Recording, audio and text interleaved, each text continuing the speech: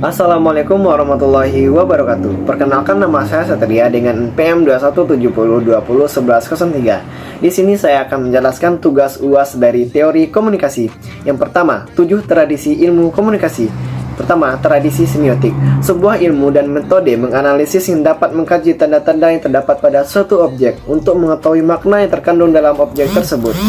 Contohnya, seorang mahasiswa baru melihat brosur bagaimana cara mendaftar ke universitas yang diinginkan.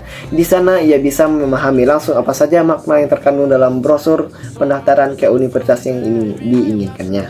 Yang kedua ialah tradisi fenomenologis, sebuah teori yang berasumsi bahwa orang-orang secara aktif menginterpretasi pengalamannya dan mencoba memahami dunia lewat pengalaman pribadinya. Contohnya, pengalaman seorang mahasiswa pertama kali ia di kuliah. Ia menyesal karena tidak memperhatikan seorang guru menjelaskan mata pelajaran yang waktu itu di SMA. Karena saat ini ia di kampus belajar banyak sekali materi yang telah dibahasnya sebelumnya di masa SMA. Karena pengalaman tersebut, mahasiswa tidak ingin mengulangi kesalahannya di masa lalu tersebut.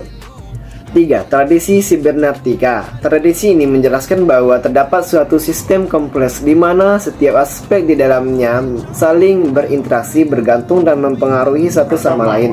Contohnya, apakah dengan penambahan uang jajan akan meningkatnya semangat belajar seorang mahasiswa? Tentunya tidak. Dengan memberikan uang jajan tersebut, lebih banyak mahasiswa sering jalan-jalan dan nongkrong bersama teman-temannya, sehingga tidak lebih fokus kepada kuliah atau pelajaran yang dijalankannya tersebut, melainkan lebih banyak nongkrong dan jalan-jalan. Yang keempat ialah tradisi sosio-psikologis, kajian mengenai individu sebagai makhluk sosial yang berasal dari kajian psikologi sosial. Teori-teori dalam tradisi ini bertatap pada perilaku sosial individu, efek individu, pribadi, maupun sifat individu.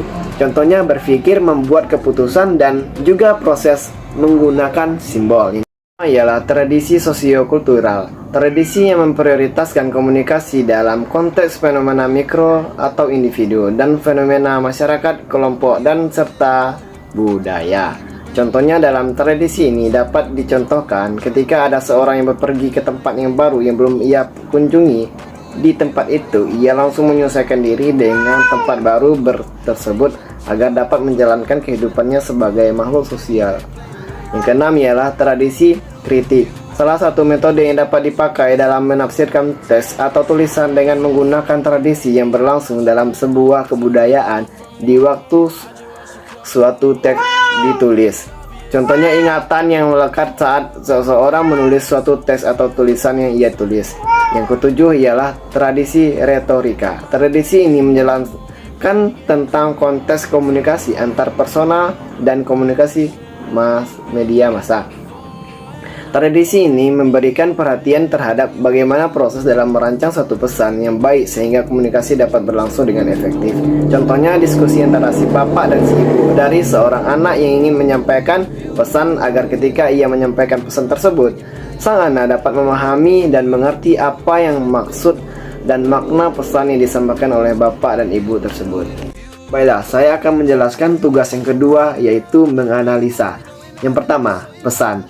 Teori ini digunakan yaitu teori semiotika. Teori ini juga dapat membantu kita untuk memahami bagaimana menyampaikan pesan secara bermakna. Contohnya, seorang pemimpin yang menyampaikan pidato di depan khalayak yang ramai. Yang kedua, komunikator. Teori yang digunakan untuk menganalisa yaitu sibernetika. Contohnya, menyampaikan pesan. Yang ketiga ialah media.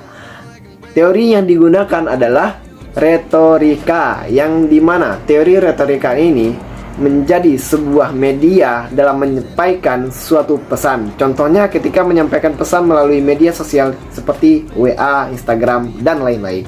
Yang keempat, komunikan. Teori yang digunakan sosio-psikologis, memahami bagaimana dan mengapa setiap individu manusia berperilaku seperti yang mereka perbuat. Contohnya, menerima pesan.